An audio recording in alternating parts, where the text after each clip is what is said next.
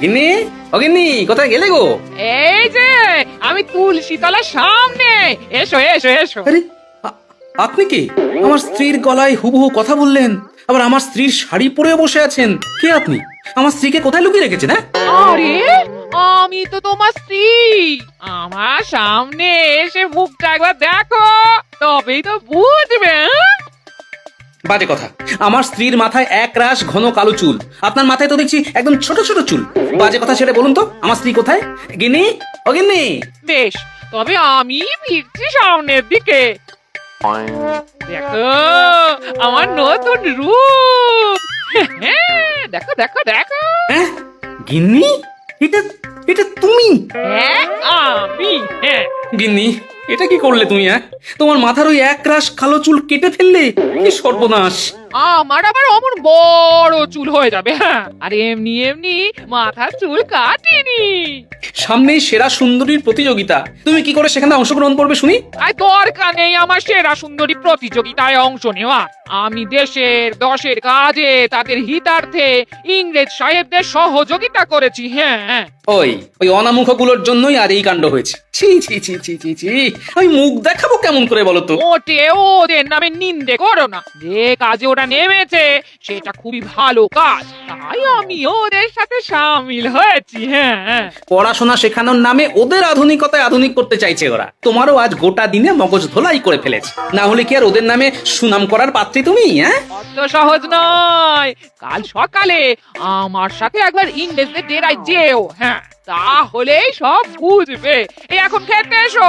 না, খাবো না। মানুষটার মাথা ঠান্ডা করে দাও ঠাকুর, ঠান্ডা করে দাও। কাল সাত সকালে যাব, গিয়ে দেখবো ওরা কি এমন রাজকাজে নেমেছে যে তুমি হুট করে ওদের সমর্থক হয়ে গেলে। হ্যাঁ চলো, গিয়ে নিজের চোখেই দেখে আসবে। হ্যাঁ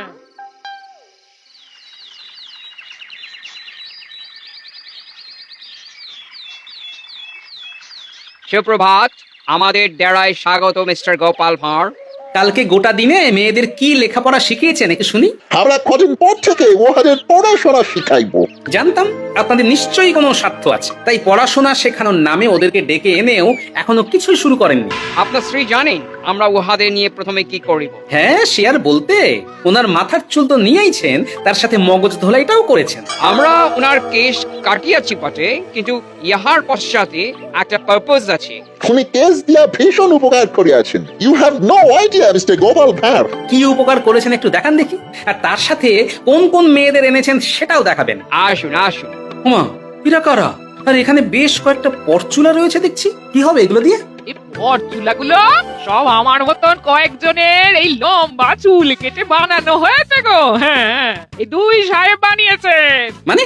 আমরা হইলাম দুজন বৈজ্ঞানিক সায়েন্টিস্ট। বহুদিন থেকেই আমরা চেয়েছিলাম এই দেশেও কোনো ঘন কেশযুক্ত নারীর মাথা থেকে কেশ কাটিয়া পরচুলা তৈরি করিতে। তাই আমরা স্ত্রীর সহিত কথা বলিয়া তাহার সম্মতিতে এবং ওনার মতন আরো কিছু ভালো মনের নারীর খেস কাটিয়া আপাতত 2-3 খানা মতন ফরচুলা তৈরি করিয়াছি।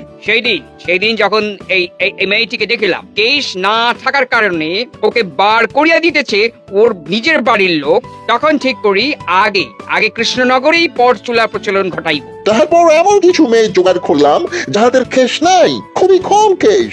আমরা ইহাদের মাথায় পরচুলা লাগাইয়া উহাদের রূপ ফিরাইয়া আনিব। ইয়েস গিন্নি, তুমি চুল কাটিয়ে মহৎ কাজ করেছো। তোমায় ভুল বুঝেছি বলে ক্ষমা করে দিও গিন্নি। ওনারা যে এমন কাজে ব্রতী হয়েছেন, এই অনেক বড় কথা। হ্যাঁ সাহেবরা, আমার কটু কথার জন্য দয়া করে ক্ষমা করবেন। আপনাদের এই পরচুলা ব্যবহার করেই আমি এই তাঁবুতে থাকা দুজন মেয়েকে কৃষ্ণনগরের সেরা সুন্দরী প্রতিযোগিতায় নামাবো। এই তুমি সত্যি বলছো? তোমরা এত কিছু করলে ওদের জন্য, আর আমি কি কিছুই করবো না? এমন হয় গিন্নি? তোমরা দুজনেই ভীষণ ভীষণ ভালো মানুষ। Yes, very good person.